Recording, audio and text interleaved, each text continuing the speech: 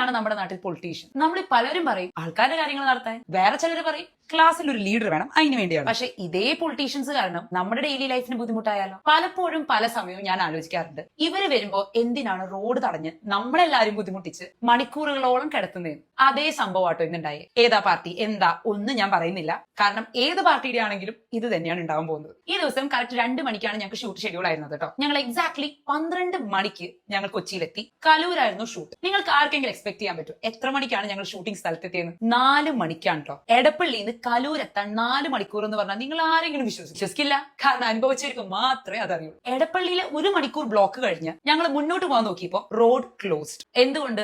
ഈ പറയുന്ന വ്യക്തി ആ വഴി പോകുന്നതുകൊണ്ട്. ആ പുള്ളിക്കാരൻ പോയിട്ടേ റോഡ് തുറക്കുള്ളൂ എന്നാണ് പോലീസുകാർ ഞങ്ങളോട് പറഞ്ഞത്. പോലീസുകാർക്ക് പിന്നെ വേറെ വഴിയില്ലല്ലോ.